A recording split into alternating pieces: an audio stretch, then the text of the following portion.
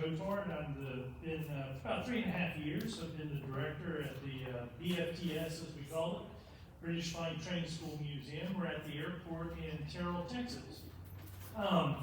So, as our name is for our museum is kind of hitting the nail on the head, right? What happened was we trained British pilots in Terrell during World War II.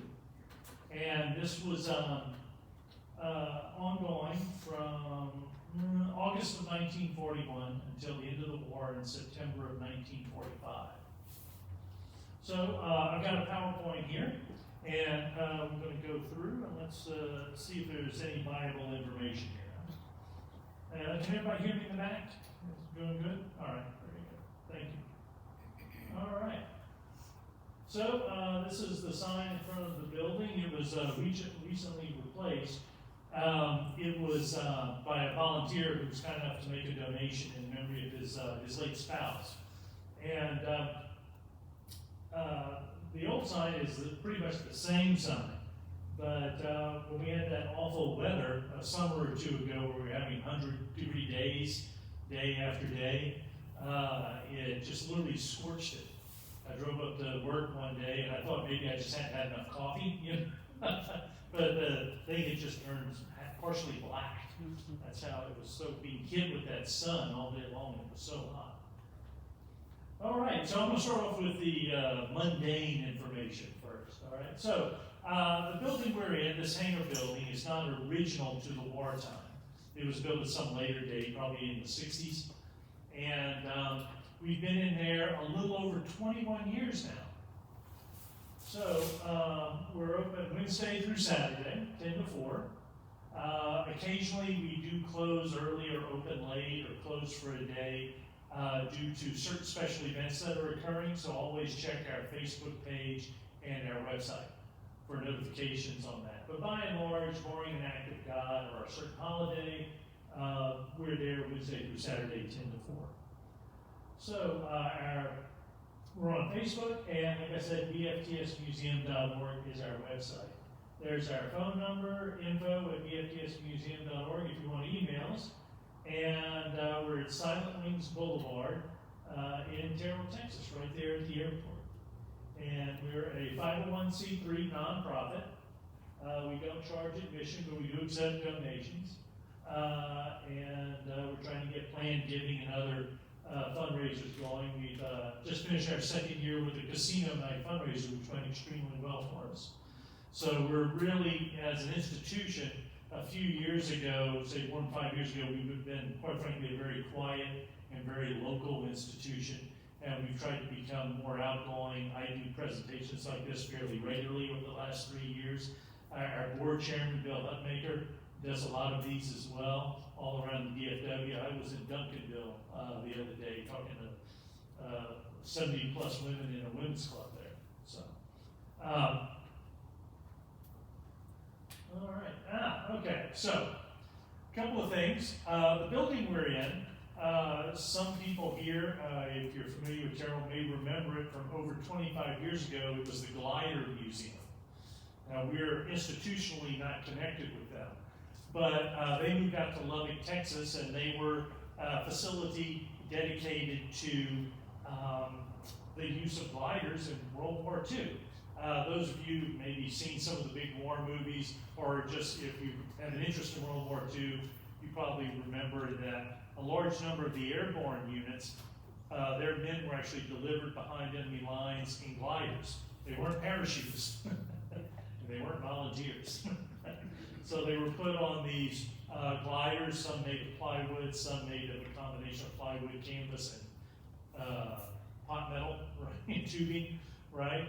And they would drop behind enemy lines that way.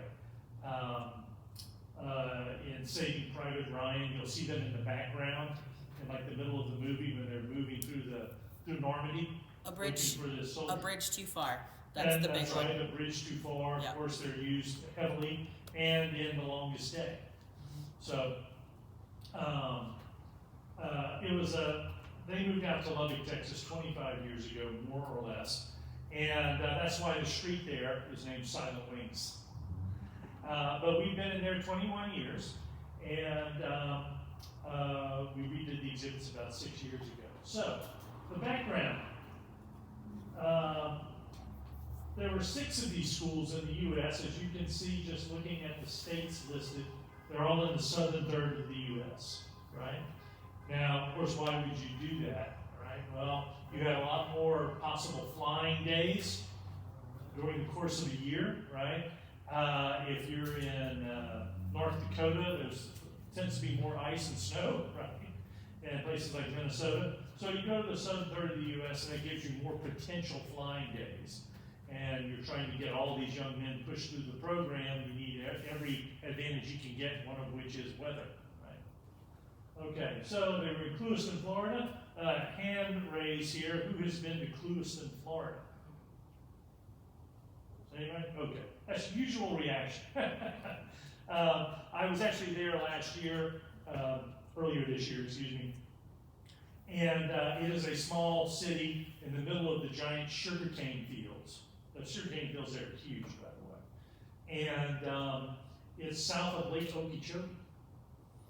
And it was one of the schools. One of the a man who was very, I believe, influential in early aviation in the United States, named Riddle. I think there's the university near Daytona Beach, you know, where they do the race car, right? Mr. Riddle, right, was a big early advocate for aviation. And his name is on the university there. By the way, it's the cleanest higher education facility I've ever been in. I went by there. There was not a speck of dirt out of place. It was really impressive. Clewiston, Florida, south of Lake Okeechobee, a couple in Oklahoma, one near Mesa, Arizona, one in California, and of course the number one, hence we were the first ones to open, number one BFTS in little old Terrell, Texas. Right? All right, so Sweetwater was there as well, but they were only open for a couple months and they consolidated them, and then they took that airstrip and they turned that into their training facility for female pilots, what became known as the WASP program, okay? And they were open, I think, there into 1944, training female pilots.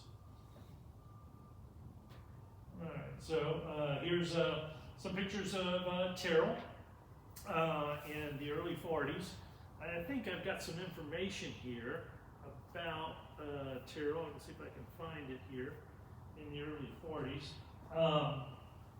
I gotta put on my glasses. I miss my old eyes. They were much better than these. So, some things in the early 40s when they were getting ready to build the school there. A new house cost $4,100. People made about $1,750 a year, and gas was 12 cents a gallon. So things were a lot different, needless to say. So there were around 10,500 people in Terrell at the time. The airport in 1940 would have been 2 cotton fields, 2 cotton farms. Okay. And of course, this is a picture of Terrell back in the day. This is Highway 80, also called Moore Avenue in town, for those of you who don't get into Terrell very much or not familiar with it. The Iris Theater building is still there. And of course, Europe was getting ready to go to war, and the situation that pushed a lot of this was, of course, World War II, obviously. So in September of '39, the war begins in Europe. Depending on what date you choose, I choose July, basically in July of '37, the Japanese and the Chinese start fighting again in Asia. So that's one possible date for the start of World War II. Most people use September 1st of '39 because the Germans attack the Poles, right, and take Poland. Well, the British and the French declare war. So Poland falls, and then there's a very quiet period over the winter months, right? Well, not for Stalin, he's attacking Finland, but that's a separate issue, which we don't really have time to go into. But Hitler, the Germans will then turn and attack France. Now, France is the bulwark of the Allied alliance, right? The Allied group, because they have basically one of the biggest armies in Europe. And in a few weeks, they're defeated. So people start pushing the panic buttons all over the world, right? Including in Washington, D.C. D.C. So over the months following, Roosevelt will start pushing an idea of providing lend-lease, that's the term they come up with, to the British to help them, quite frankly, survive and to keep fighting. And essentially what that means is what it says. We'll lend and lease equipment and materials to them. Senator Taft, who was a famous Republican senator from Ohio, right? They said, well, yeah, we'll get some of it back because we're just lending it to them. He said, oh, getting back used chewing gum. You know, so, but the whole purpose was the British don't have a lot of cash. How can we assist them? We have to get lend-lease, right? So we're giving them everything from food to automobile parts, to trucks, to planes, right? So, and ships. So, of course, the Germans are bombing Britain, the Luftwaffe, and of course they're hitting London and Manchester and Coventry and cities like that, and providing, inflicting quite a bit of damage. So, in March of 41, Roosevelt will sign the Lend-Lease Act. And of course, the top Americans and the top British had already been speaking for quite a while.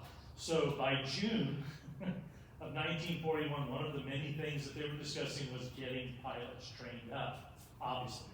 So by June, they already have cadets at Love Field. And by August, they are going to be in Terrell. Terrell, the local citizens get wind of the project, and they raise money to purchase the property from a couple of different cotton farmers on what you would call the south side of town, right? The airport is between current I-20 and the old downtown, right? Roughly speaking, okay? So they will buy that property, get the project going, because of course all these projects, you know, the brass in D.C. has realized this is going to be a huge effort. So we're going to need everything from new factories to new airfields, new port facilities, new shipyards, everything. You remember Henry Kaiser, the industrialist? Remember he said, well, I can build ships like cars. And Henry Ford said, I can build planes like cars, right? And they did. So all part of the war, right? So they'll purchase this property, and so the British have been put in contact by American aviators with the Army Air Corps, what we call the Air Force, right? And it says, here are some private schools that you can contract with as one of the schemes to get all these young men trained up, right? So a man named Major Long, who once again was headquartered at Love Field, will get one of these contracts. So he'll be contracted with the British to train the pilots to their specs. And then he'll have an agreement with Terrell to have the air facility there. The British pay for some of the construction, and the Americans are providing all kinds of equipment and food, and of course, very importantly, planes. Right? So yes, the British pilots will be here. The instructors will by and large be Americans.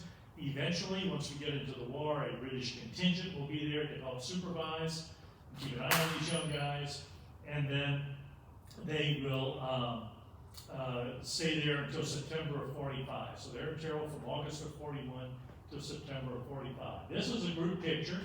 One thing they didn't ration very much was evidently Kodak film during the war, because there's, people were taking pictures all over the place during the conflict, right? Both official and unofficial. So this is a picture of one of the courses. So each group that goes through is called a course, or a class, if you will. And there are a few Americans sprinkled through the courses, but they are by and large all British. There are not a lot of Commonwealth people coming from Australia or South Africa or Rhodesia or any place like that. They're pretty much British, with a few Americans sprinkled in the middle part of the war. And of course, they take the ship over to Canada initially. They'll sort of take their uniform off, and then they'll take the train down from Canada after a long ocean voyage, right? And then down to Dallas, and then either by train or bus over to Terrell. And they're going to take about 20, and then a little bit later, when things aren't quite as dicey for the British, they'll go to about 28 weeks of training. And there'll be a little break in between. And we know that some of the cadets will hop a train and go out to California, to Los Angeles, because what's in Los Angeles? And so they go out to Hollywood. I guess they want to see if they can see Rita Hayworth walking down the street or something like that. Yeah, they will take trips and they will go out west, and a lot of them will go to Hollywood and see if they can see, Rita Hayworth or Humphrey Bogart or something like that. So this is a local train station, local train coming in. This is Arthur Aaron. So he's probably the most famous of the cadets. He will be in one of the early courses, and he will be assigned to Bomber Command, and he will be flying a 4-engine Sterling bomber, type of British aircraft. And they will send him in 1943 on a mission over, I believe, Milan, in northern Italy. And the plane will get all shot up, and he will get all shot up. He's really very badly hurt. And another person on the crew will take over the plane, and they decide, well, it's probably easier for us to fly over the Mediterranean and get to the new air bases we captured in North Africa, right? And so they do that, and Aaron, despite his terrible injuries, will help them to land the plane. And he is all shot up, and he will die a few hours later. And for that, giving his all, he will be awarded the Victoria Cross, which of course is their highest decoration. And he is originally from Leeds, a city in northern England. And of course, this is the short Sterling. This is the plane he's flying. It is a grainy photograph, but if you look sort of down to the bottom right, and you see these young men standing in formation, look at the size of the tires on this plane. I think it had maybe the largest tires of any major aircraft produced during World War II. Must have been interesting to be the engineer at Dunlop when they were making those tires. But anyway, that is the short Sterling. Not as famous as the Lancaster or the Halifax, but it was one of what they call the triad of the of the bombing of the German cities and factories by the British in World War II. So it would have been the Sterling, the Halifax, and the Lancaster. All right, so you can see here, there's that freshly laid concrete in Terrell, Texas, tarmac, if you will. And of course, you can see they did a straight line, and where it ends is where it ends. So that dirt that you see the people in the foreground are standing on, that was, of course, a year or two earlier, a cotton field.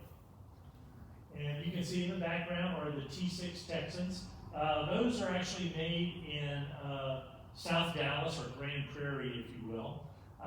Most people who grew up after World War II referred to it in the area as the Vought plant. So you may have known or heard of some people who worked out there over the years.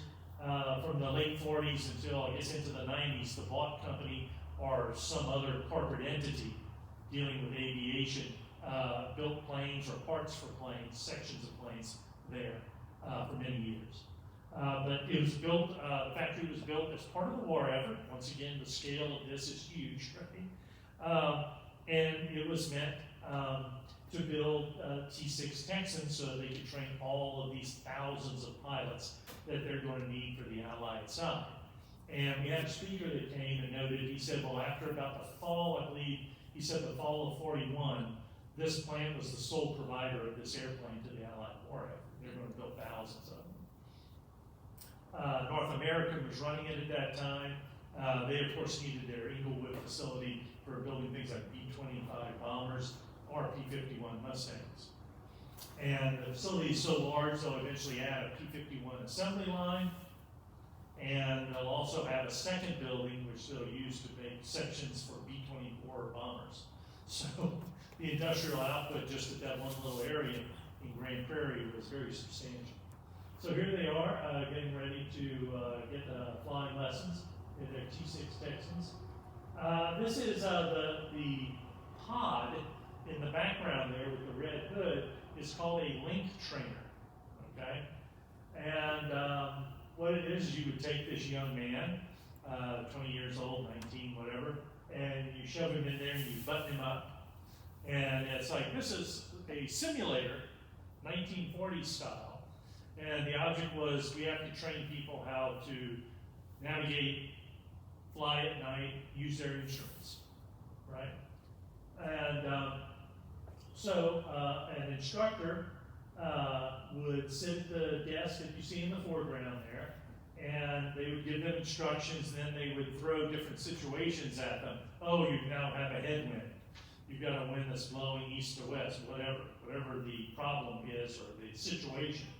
And then a stylus on the little device you see on the middle top of the desk there would make an outline of what he's doing as he's trying to make adjustments in his head and with his simulated plane that he's in. And then they can evaluate how he did, right? Because, as you know, if you're doing navigation, if you're 5 degrees off, you're not at LaGuardia Airport, you're in the Atlantic Ocean, right? That's not good.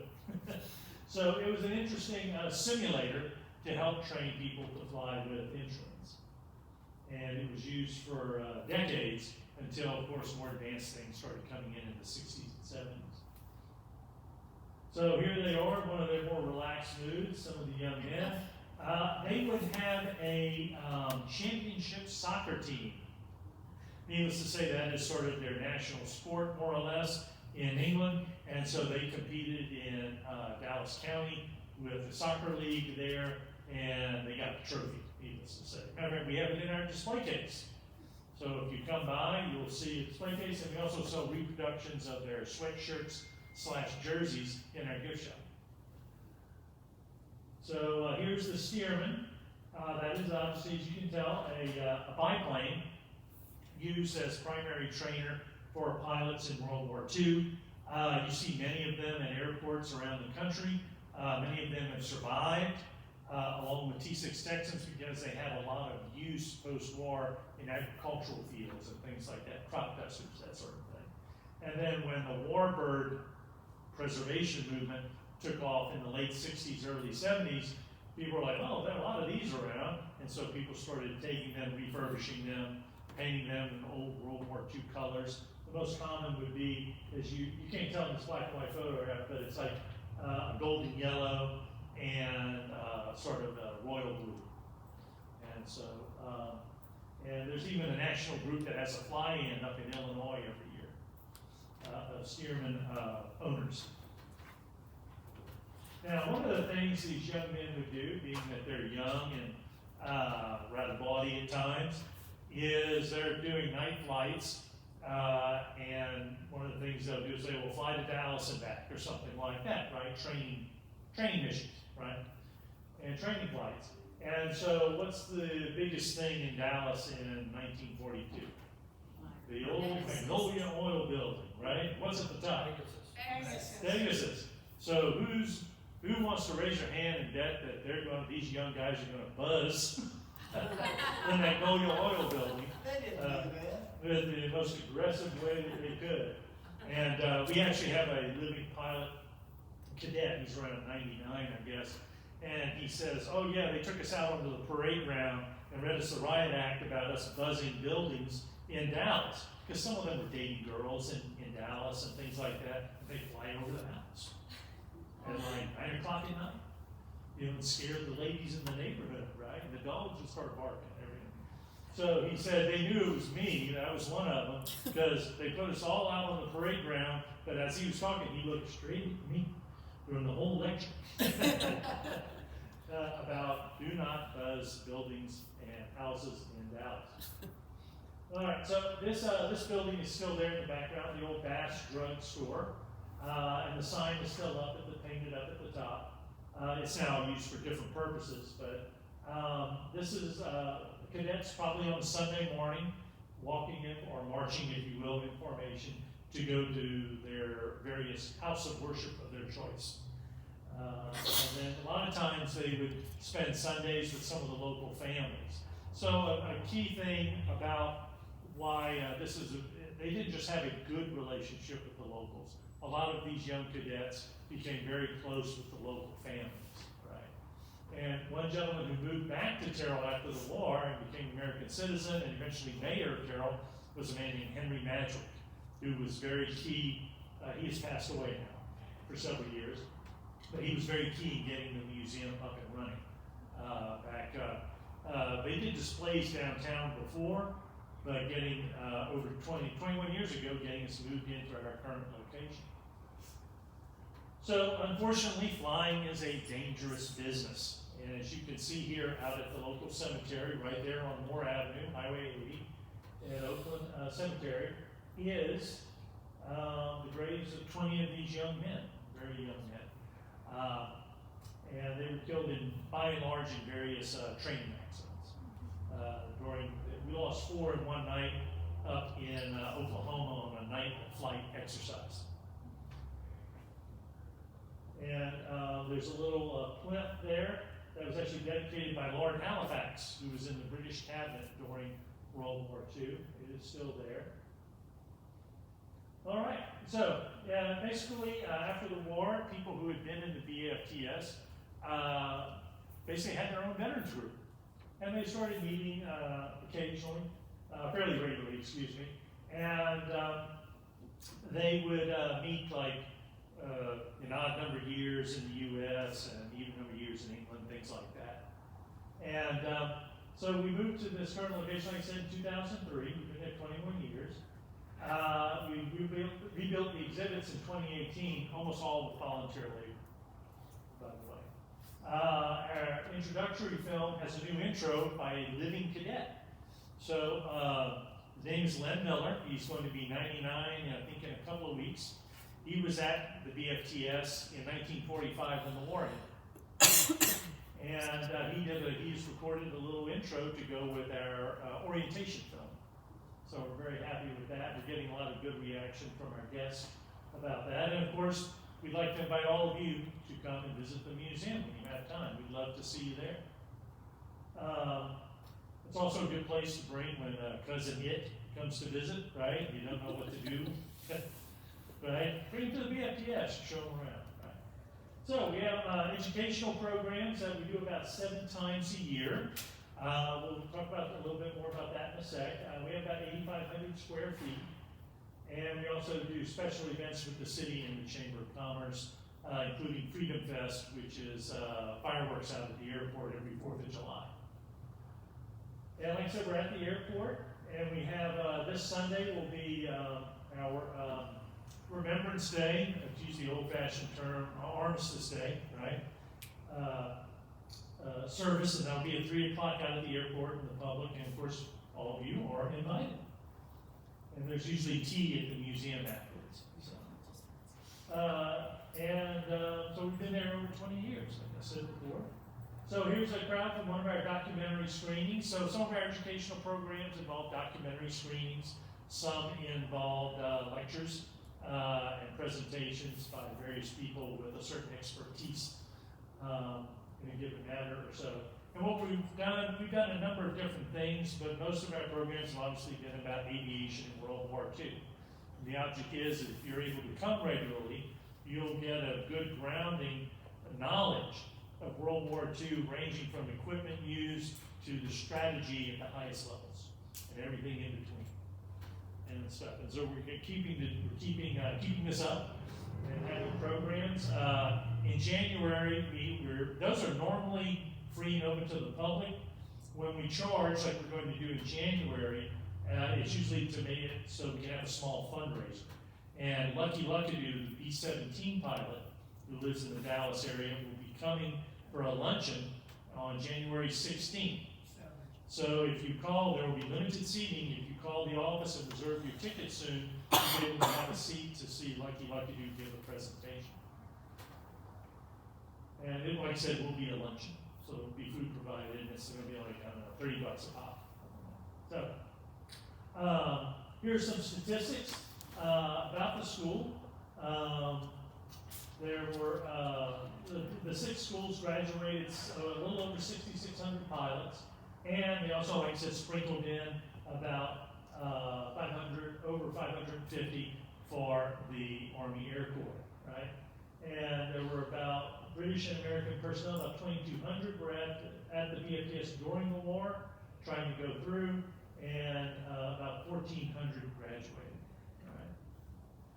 Initial courses trained for 20 weeks, and then, like I said, it went to 28. And one bit of information that Mr. Killebrew, the author of the book about the BFTS, stated, he said that they soloed within 12 hours, which is amazing to me, absolutely amazing. But they needed They needed people as quickly as possible, especially in the early days. It was very, very important that they get every pilot they could because, you're taking casualties. And you're also trying to expand your Air Force while your current Air Force is taking casualties. Because the bombing of Germany was going to be their way of having an additional front against the Germans without having to land a huge army until later on the continent. Right? So they graduated a total of 25 courses at the BFTS. Mr. Miller would have been one of those classes that didn't quite make it through before the war ended. And so they were training literally thousands upon thousands of pilots. There were almost 63,000 British pilots trained. And that doesn't include the guys who trained during the 30s. Right? This is just during the war. And they had over 54,000 in the Commonwealth, places like Rhodesia, South Africa, Australia, Canada. And majority of these were trained overseas, like here in the U.S. And there were 3 different schemes or programs to train pilots here in the States. And the schools, like us, were one of them. So here's some pictures of the exhibits. This is Gallery 1. We've had that 1/3 scale model of the Stearman for, let's say, over 3 years now. And that's one of the focal points of our exhibits. And you can see a link trainer there in the background on the right.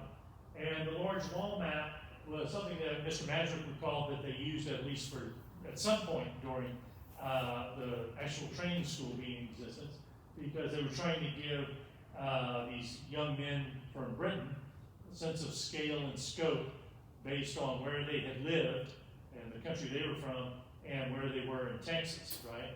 So essentially, roughly speaking, if you're flying from London to Berlin, it would be like flying from Dallas or Terrell to, the east side of the Mississippi River, like Greenville, Mississippi. Oh, here's another one. Who here's been to Greenville, Mississippi? There you go. If I had a cookie, I'd give you a cookie.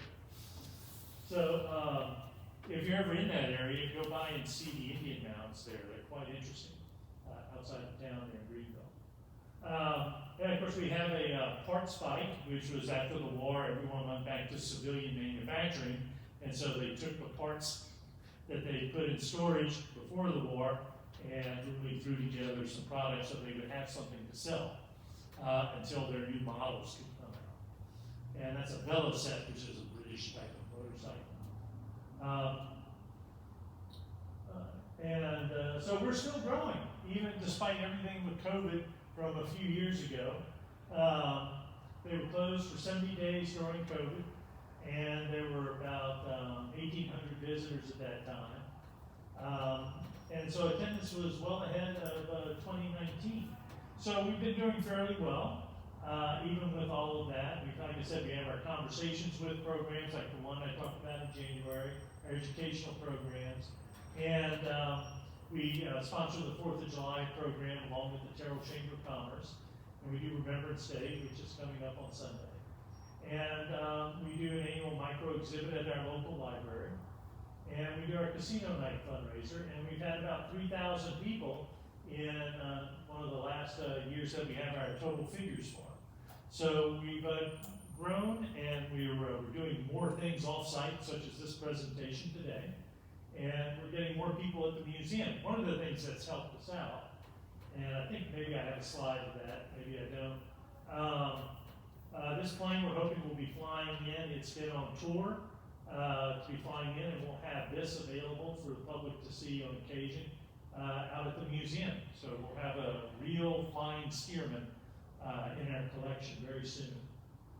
And so one of the things I wanted to chat about was the fact that we continue to do lots of programs and lots of lectures at our facility, and we hope that you'll come by and visit us and participate in some of these. It's a great way to learn about the war and about aviation.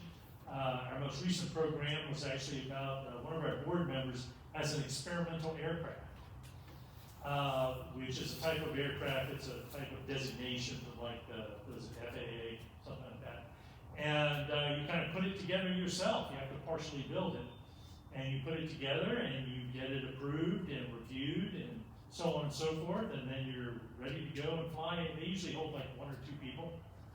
And he was able to park it behind our building there and let people take a look at it, as well as talk about what it was like putting this thing together. So it was quite interesting. So we have programs like that and a lot of stuff about WW2 and aviation during the war. Are there any questions?